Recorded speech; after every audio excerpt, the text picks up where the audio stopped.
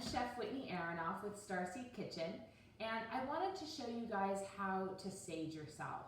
So besides being a health supportive chef, I'm also a medical intuitive, and one of the guidances I get when I do readings for clients is often to lead people to start saging themselves from when they get home from work or when they've gone out to the grocery store, and then also saging their kitchen. So today I want to show you how to sage yourself, because just because you know where to pick up sage or Palo Santo, it doesn't necessarily mean that you know what to do with it once you bring it home. So I'm going to give you some basic tips that should help kind of simplify the process and make it really easy for you to do at home. So what I have with me is a fresh bundle of sage. You can buy this, you can buy sage most places. I source it out from specific people. I'll put that in the notes of where I like to buy my sage so I know it was properly sourced. And then I also have Palo Santo, and I bought this Palo Santo when I was down in Argentina and in South America, which is where it comes from. So when you buy your sage, you're not going to just light the ends and then go to town. So you'll see all different types of sage bundles. I prefer the sage bundles where you can tell it's not as tightly wound, because we're actually going to unwind this, and then every time you sage yourself, you're just going to take a piece of sage because you don't need the whole thing. So I always look for loose bundles, and all you do is cut open that string, and you start to kind of take it off. It's nice for presentation, but you don't need it. So that's simply what I do. I'm just going to break this down. And it smells amazing. If you really have fresh sage, freshly dried sage, it really smells good when you're cleaning this off. Just do the best you can. It'll all come out sooner or later. And if the little pieces break off, don't worry about that. I just put them in a little bowl and set them aside, and you'll end up using them all.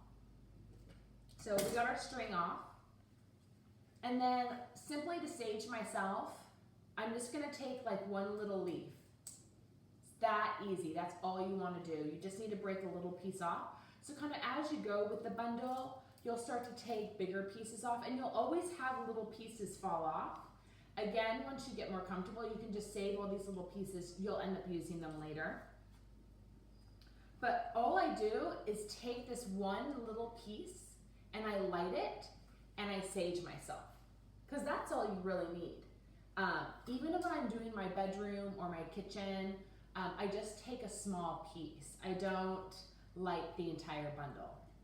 It's also going to save you guys a lot of money too if you were doing that before. So simply what you do is you light your sage, you immediately blow it out. You can hold the sage and go to town all over yourself. I like to put it in a bowl. That way, as the ash kind of breaks off from the leaf, it's not getting all over your floors in your house and on yourself. So if you're wearing a tank top, you know, it'll fall on you and you could get a burn. So be mindful. I put it in an old abalone shell. You can just put it in any bowl. So I also have like glass Pyrex bowls around my house where I just have sage and a lighter. So that way in any room, whenever I see it, I remember to sage myself if it's been a while during the day that I haven't.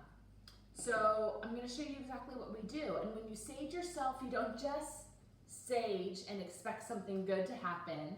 You have to put intention behind it. So what I say every time I sage is, "Dear guides and angels, please clean and clear me of all negative energy and psychic debris in this dimension and all dimensions."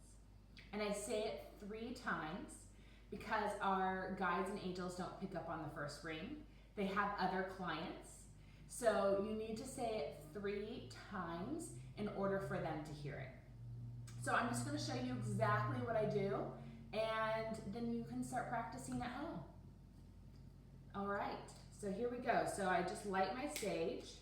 You can use any type of lighter that you have. Of course, mine's not cooperating now that I press play on the video.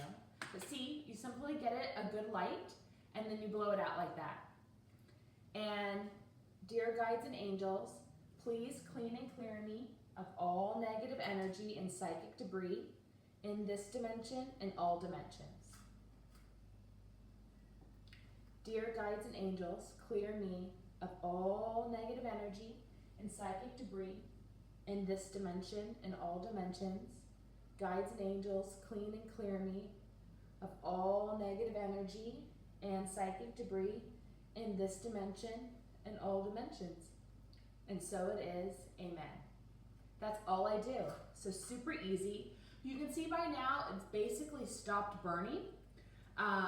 But if it's still burning after you finish, I just go up to, the sink and I pour a little water on the end, put it back in my dish, it'll dry, and you can use the rest the next time.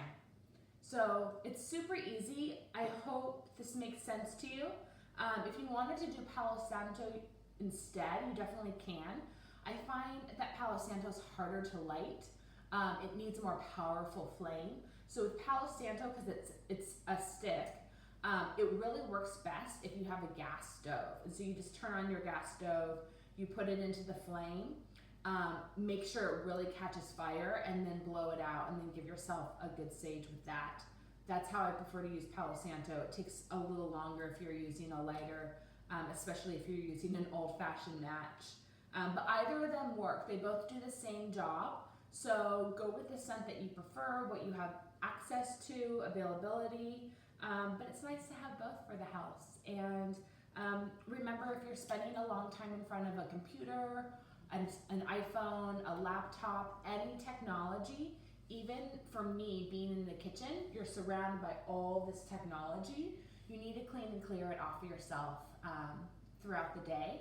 And then of course, anytime you're out in big crowds, you go to a grocery store or any large social event, you want to make sure that you don't bring all that stuff that was on other people into your home. So it's just a nice practice to clean and clear yourself when you arrive home at the end of the day.